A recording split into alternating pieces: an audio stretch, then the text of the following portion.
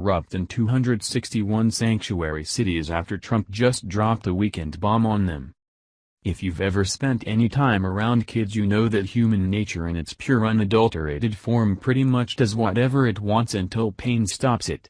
Meaning, a kid might keep grabbing for a hot pan no matter how many times you tell him no, but unless you enforce your words, or he gets burned, the kid will just keep going back. It's kind of the same with liberals. The stunted concept of consequences that has become so prevalent in the liberal Democrat and Green parties in the United States today means that they're totally disconnected from the results of their choices. If they're not willing to back down when the federal government tells them not to touch the hot stove, they're going to have to suffer some consequences. There are a lot of examples of this sad chain of events, but I'm talking today specifically about sanctuary cities. The government could wait until they pull a pot off and burn themselves head to toe, or they could add pressure and make them comply with the rules that will keep them safe. The Trump White House has made the executive decision that an ounce of prevention is worth a pound of cure, and they're trying to fix this problem before the cities are completely lost. The Daily Signal reported the Justice Department's plan to deal with the problem of rogue cities who consider themselves above the law. The Department of Justice announced last week that sanctuary jurisdictions will lose access to certain federal law enforcement grants in 2017 if they prohibit officials from communicating with Immigration and Customs Enforcement, if they block ICE from interviewing jail inmates, or if they fail to notify ICE of the pending release of criminal aliens ICE is seeking to deport. These particular grants, known as the Burn Justice Assistance Grants, are the largest source of federal criminal justice funds for state, local, and tribal authorities.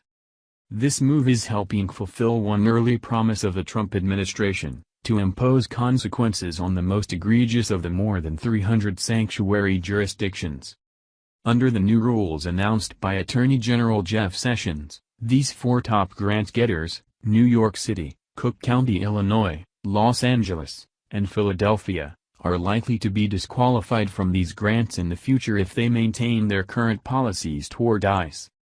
These cities received more than $10 million in grants in 2016. See the table below for a list of sanctuary jurisdictions that received burn JAG grants in 2016. Sanctuary jurisdictions received $32.7 million in 2016. 10 sanctuaries are already at risk of debarment based on an initiative launched last year by Representative John Culberson, Republican, Texas, chairman of the House Appropriations Subcommittee that controls the Justice Department's budget. Basically, the only thing that's more important to these folks than their love of breaking the law and letting the illegals feel nice and comfy, is their money. The cities in question get a certain amount of federal funding for various projects, and the Justice Department thinks they can starve them into compliance. Last year, the department notified 10 of the worst sanctuaries that their Justice Department law enforcement grants could be pulled if they did not come into compliance with the federal law prohibiting sanctuary policies. The jurisdictions are California, Connecticut, Cook County, Illinois, Chicago, Milwaukee County, New York City, New Orleans, Philadelphia, Miami-Dade County, Florida, and Las Vegas. A few months later, Miami-Dade County reversed its sanctuary policy and began cooperating fully with ICE.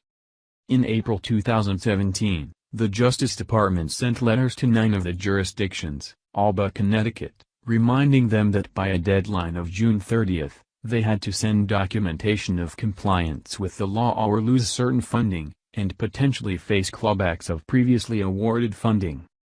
The documentation of alleged compliance is currently under review and the results are expected soon. Sessions has said their statements will be reviewed carefully. It is not enough to assert compliance, the jurisdictions must actually be in compliance. Last Tuesday's announcement makes clear that the Justice Department is not looking merely at bare minimal compliance with the letter of Section 1373, the federal law that prohibits policies that block communication between local officials and federal immigration agencies, which many sanctuaries dubiously claim to meet.